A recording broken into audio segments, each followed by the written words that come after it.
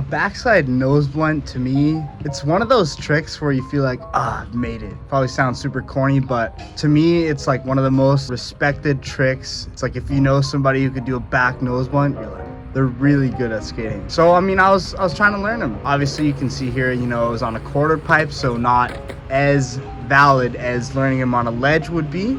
But nonetheless, it's still a back nose blunt. I was super stoked when I figured out I could sort of get into it, but I was having a problem. Like, I didn't have a clue of how I was gonna get out of it. I was just gonna try to get over into it and then try to wing my way out of it somehow.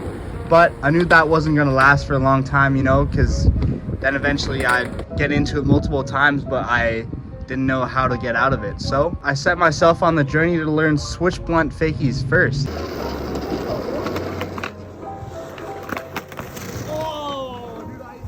That was a bit of a challenge as well. Luckily, I have a good friend here. Signature trick is basically back nose blunt and just blunt slides on quarter pipes and ledges in general. They're really his thing. Basically taught me how to do the switch blunt.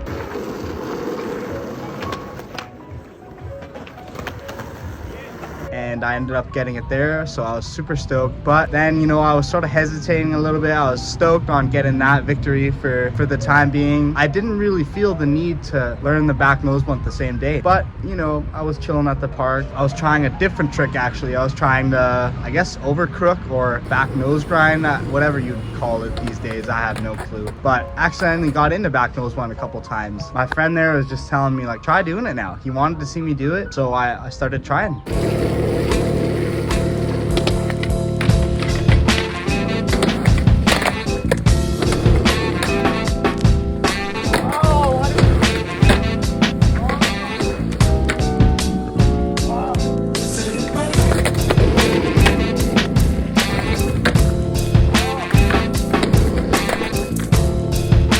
Scared sometimes because there's actually some crazy things that happened that day at the quarter pipe. First of all, there's this little kid. He wasn't that experienced with skating, but was skating. I didn't really see what happened if he was just doing a rock fakie or something like that, but he fell and he actually snapped his wrist, and it just gave me like flashback to 9 years ago when I sort of did the same. I also broke my wrist on a half pipe actually. So, you know, it sucked seeing that, and I just didn't feel like skating at all after that. And other than that, there was also a girl. She dislocated her knee on the quarter pipe that day as well. And, you know, it set me back again. But then, you know, I went back, sort of tried to battle it again.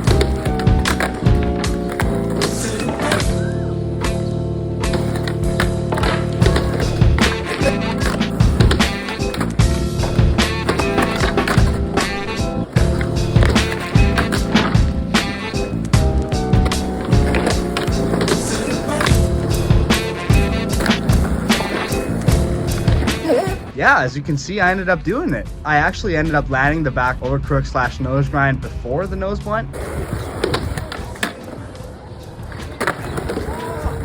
I was stoked on that too, because I was not expecting to land both of those in the same session, if you will.